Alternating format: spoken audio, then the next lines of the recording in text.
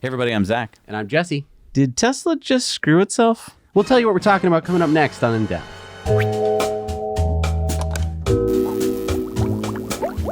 Thank you to Magic Spoon for sponsoring this episode. Magic Spoon is not like other cereals. It's cereal reinvented. Every bowl has the great taste you love with more protein, less sugar, and no artificial colors or sweeteners. I'm excited that birthday cake has been permanently added to the Magic Spoon collection. It used to be only released once a year as a limited edition flavor to celebrate Magic Spoon's birthday. But thanks to your feedback, birthday cake is now available to enjoy year-round. Just like the best-selling cocoa, fruity, frosted, peanut butter, cookies and cream, and maple waffle flavors, plus other awesome flavors including honey nut, blueberry muffin, and cinnamon roll. Magic Spoon is great for a low-carb lifestyle. Magic Spoon has 13 to 14 grams of protein, 4 to 5 grams of net carbs, and 0 grams of sugar. I'm never going back to regular cereal. And it's not just for breakfast. You can snack on it, and it tastes just like the cereal you ate as a kid. Magic Spoon is backed with a 100% happiness guarantee. So if you don't like it for any reason, they'll refund your money, no questions asked. So click the link below and use the code NYK for $5 off, or go to magicspoon.com/NYK to save $5 off your order today. And be sure to add the fan favorite birthday cake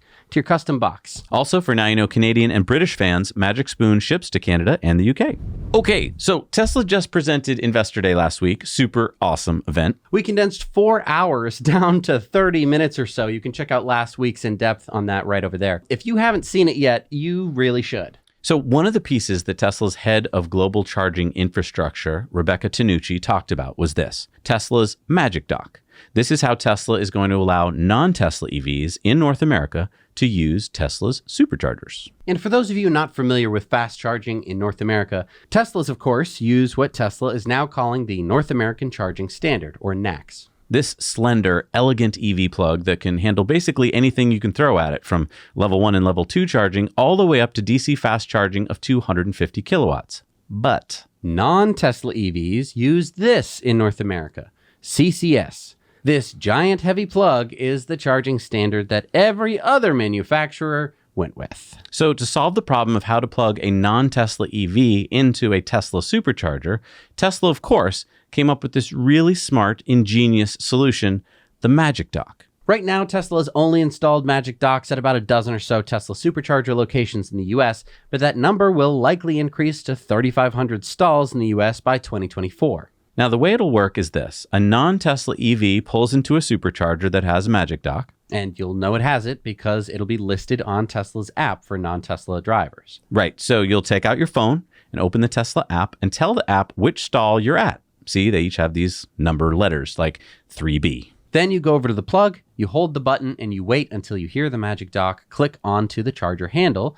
Then you pull out the charger handle, which now has the Magic Dock adapter on it, and you plug it into your EV. Voila. Non-Tesla owners can either pay a membership fee of $12.99 a month to pay the same rate as Tesla owners, or be charged an extra 10 cents per kilowatt hour, roughly. So when you're done charging, you just return the plug to the socket. This makes the Tesla supercharger usable by both Teslas and non-Teslas alike. And as we've reported on Tesla Time News every week on Tuesdays, it only takes 2 engineers in a Model Y about 2 hours to retrofit about 12 supercharger stalls. So why are we asking if Tesla just screwed themselves? Because the Tesla supercharger network was one of Tesla's biggest moats. Now, what does Zach mean by that? Well, let's face it. It's one of the biggest complaints about EVs. Range anxiety. And what does the Tesla supercharger network do? Relieves range anxiety. So why did Tesla just give away one of their biggest moats? I mean, no one else has an EV DC fast charger network even close to the size or scale of Tesla's. So why did Tesla do this? Free federal money. A lot of U.S. government money, $7.5 billion, is earmarked for EV charging infrastructure. Now, this is just conjecture, but my guess is that the reason that Elon was at the White House back in January was to reach an understanding of just how much money Tesla could get from the government for opening up the Tesla supercharger network to non-Tesla EVs. We're talking about a big pot of money, and the faster that companies can build EV chargers, the faster they get the money. So the race is on. Yeah, Tesla can get the most money the fastest if they want to, because all they have to do are some quick modifications to existing chargers and cha-ching, money please. But I'm sure the White House isn't too keen on giving away most of the pot to one player. Right. So my guess is that Tesla was trying to figure out just how much of their supercharger network they would have to open up to non-Teslas to get the maximum bang for the buck. Or the maximum buck for the minimum number of superchargers. Right. The agreement they seem to have reached is that 3,500 supercharger stalls is the magic number for getting the magic dock. Okay, but did Tesla just screw themselves? Did they just lower the drawbridge and allow Ford and GM and Hyundai and VW to offer a better product, a product now with lower range anxiety for free? Okay, well, let's dive in. Number one, will this help other automakers sell EVs? Probably. I mean, we have a Ford F-150 Lightning and a Rivian R1T. And once Tesla opens up enough superchargers with Magic Dock in our area, we'll be able to actually take these trucks for real trips. Yeah, long trips as opposed to now where, especially in the colder months, we just can't easily go that many places. This is going to make such a difference. So yes, having more fast chargers that actually work, that makes me less hesitant to buy a non-Tesla EV. Would you agree? I mean, yeah, the more chargers and especially the reliability of superchargers, I'm going to feel a lot better driving around the Ford and the Rivian. And would you agree? Let us know in the comments. Number two, will Tesla superchargers get overcrowded? With all these non-Tesla EVs now able to charge at superchargers, won't they get crowded and won't most people have to wait for charging? Well, let's really look at that. Let's not look too far out because those numbers are always wrong. So not like 10 years from now. Right. I mean, let's look just 2 to 3 years out or 2025. I think to help answer this question, it'd be nice to know a bunch of things. Number one, how many non-Tesla EVs will there be in 2025? Number two, how many Teslas will there be in 2025? Number three, how many Tesla superchargers will there be in 2025? And number four, how many non-Tesla fast charging EV charger locations will there be in 2025? Okay, so let's start out with the first one. How many non-Tesla EVs will there be in the US in 2025? That's a tough one, I'll say. Well, according to Bloomberg NEF, they've been moderately okay with their prediction numbers in the past. Still very conservative, but let's use them anyway. They say there will be 20.6 million EV sales in 2025, but more importantly, 77 million EVs on US roads in 2025. Okay, but a lot of those are going to be Teslas. How many of them will be Teslas? Well, Tesla just produced their 4 millionth car, but that's not what you asked because that's global. So according to a bunch of research I've done, it looks like Tesla has sold a little over 1.6 million cars in the US since the Model S started selling in 2012. But that's still not what you asked. Right. How many Teslas will there be in the US in 2025? Well, conservatively, I'd say Tesla will sell about 700,000 this year in the US, 900,000 in 2024, and let's say 1.1 million in 2025. So my very conservative estimate is 4.2 million Teslas on US roads in 2025. Okay, so your estimate is about 73 million non-Tesla EVs and 4.2 million Teslas on US roads in 2025? Actually, I can't with a straight face say that I agree with the non-Tesla number. I mean, Tesla had a 65% US EV market share in 2022. I just can't believe that Tesla's market share is going to drop to, what would that be, a 5% market share in just 2 or 3 years? My guess is that even if the other automakers start pumping out EVs like crazy, they'd be lucky to get to a 50% market share combined. So I'm going to go with 4.2 million Teslas and about 5 million non-Tesla EVs in 2025. You know what? Let's round it up to 10 million EVs total in the US in 2025 just to make this math a little easier. Okay, so how many Tesla superchargers will there be in 2025? For that, let's go to one of our favorite supercharger websites, supercharge.info. By the way, that's where we get all of our supercharger info for our new supercharger segment on Tesla Time News every Tuesday.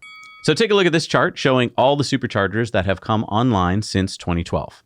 So today, there are about 1,900 supercharger locations, not stalls, locations, in North America. There are, on average, just over 9 stalls per supercharger location. So that would be about 17,200 Tesla supercharger stalls today in America. Now, Tesla's supercharger growth rate is not linear. It's definitely growing exponentially. But again, to be conservative, I'm going to project this out kind of linearly and guesstimate that there will be about 2,900 Supercharger locations in North America in 2025, or about 26,300 Supercharger stalls in 2025. Okay, and how many other network fast EV charger locations will there be in 2025? Again, this is a tough one. On one hand, there's a lot of federal money to build them, so lots of companies are saying that they'll be building lots of fast chargers. But on the other hand, it's a whole lot harder to do than it looks. Tesla just makes it look easy. According to S&P Global Mobility, there are approximately 20,431 non-Tesla Level 3 charging ports in the U.S. today. Now, this is kind of misleading because many of these ports are in weird locations. Some of them are at car dealerships, which means that they aren't open all the time. Some are in office parks, and many of them are only 50 kilowatts, which personally I don't count as a fast charger. Yeah, I agree. So looking at the biggest non-Tesla charging network in the U.S., which is Electrify America, they have about 800 fast charging locations with about 3,500 stalls. EVgo has about the same. So after looking at a lot of flowery projections, my best guess is that we'll be lucky if there are 30,000 other fast charger stalls in the US in 2025. All right, so we collected all the data you said we needed. This is where you think that we'll be out in 2025. How does this data help us? Well, if we assume that everything is going well with the Tesla Supercharger network today in terms of wait times. I mean, there are still some locations, especially in dense, like California areas, where we still hear complaints about wait times and lines. Sure, not saying it's perfect, but overall, Tesla Superchargers get really high scores for customer satisfaction. So if we extrapolate, the short answer is Tesla Superchargers are going to get more busy. Will there be actual lines where there haven't been before? My guess is that in certain locations, yes. Whoa. You can't just say yes, that you have to back that up. Sure. All right, so here's the math on that. Today's number of North American Supercharger stalls is 17,200, with 1.6 million Teslas on the road, or a ratio of 93 Teslas for every Supercharger stall. Fast forward to 2025, and if my numbers are reasonably correct, that would be 26,300 Tesla Supercharger stalls with 4.2 million Teslas in North America, or a ratio of 160 to 1. 160 Teslas for every Supercharger stall. That's a 72% increase in the ratio. Now, I don't know if there's a one-to-one correlation between the ratio going up by 72% and the number of Teslas going to charge at Superchargers going up by 72%. I don't think it's necessarily a one-to-one ratio, but I'd like to hear your thoughts in the comments below. And this is important. If it is a one-to-one ratio, then Superchargers in 2025 could be 72% busier with just Teslas. But what about all the non-Teslas that are going to be charging at Superchargers? Okay, so here's where it gets tricky, because remember that according to the White House and Tesla, there should be 3,500 Tesla Supercharger stalls, not locations, stalls, that will be able to charge non-Tesla EVs by 2025. So not the entire Tesla Supercharger network. By my estimates, only 13% of stalls in the Supercharger network would be Magic Dock stalls. So only those locations, roughly 400 locations out of an estimated 2,900, would ever get non-Teslas. So those 400 locations are going to be really crowded. Well, let's check out the projections. We said that there could be about 6 million non-Tesla EVs on the roads and 30,000 non-Tesla fast chargers. So a lot of that volume will be charging at non-Tesla chargers like EVgo and Electrify America chargers. But you're right. I'm going to guess that those 400 Tesla Supercharger locations will become the charging spots of choice for non-Teslas because, let's face it, more charging stalls, better locations, usually better amenities, better uptime and reliability, and faster speeds.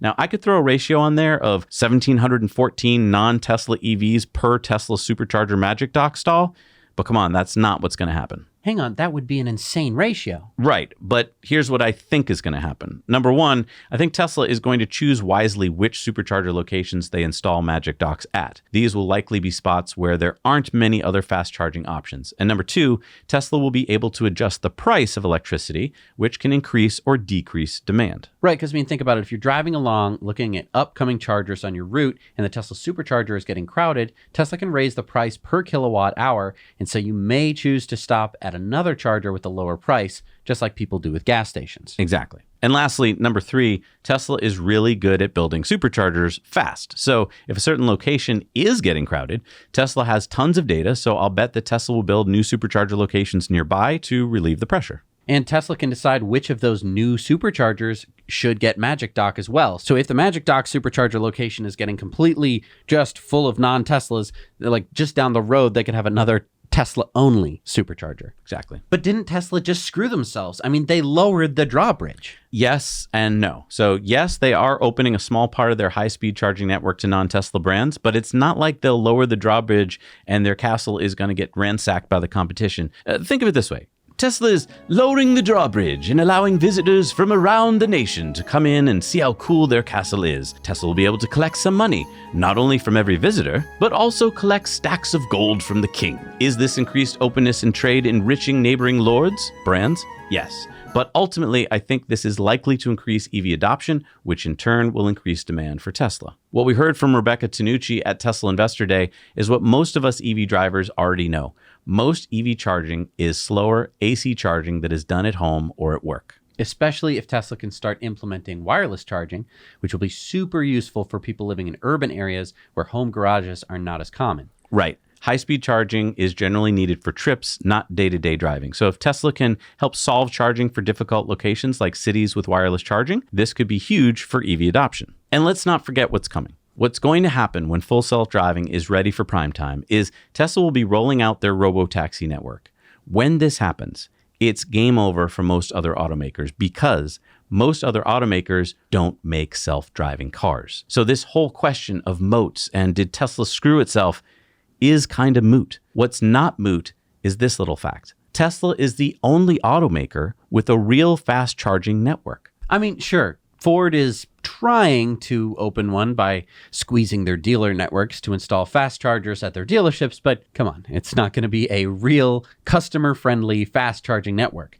It's going to be a pretend network, like pretty much all the other ones. Right, so Tesla is the only automaker that is going to pass go and collect billions of dollars from the US government for something they already built. And what is Tesla going to do with that money? They're going to keep racing forward even faster. They're going to build more gigafactories, more batteries, more vehicles, more robots, more grid storage, more solar. And more superchargers. So did Tesla just screw themselves? No. They did what they always do. They jujitsu'd their competition and the government into another win for Tesla, which also happens to be a win for all EV drivers and EV adoption in general. So what do you think? Put your comments down below. And if you like this video, even if you don't agree with us, but if you like the idea, hit the like button. It really would help us out here over on Now You Know. And if you want to see more content, well, you can check out our YouTube channel, or you can go support us over on Patreon at patreon.com/nowyouknow. We have our $1 a month perk, which gets you all of our Patreon bonus stories. So every single week, you get Patreon bonus stories. There are lots of other perks on top of that. You can go check them all out over at patreon.com/nowyouknow. We really would appreciate it if you'd help support us over there. It lets us do this show and so much more. We'll see you next time. Now you know.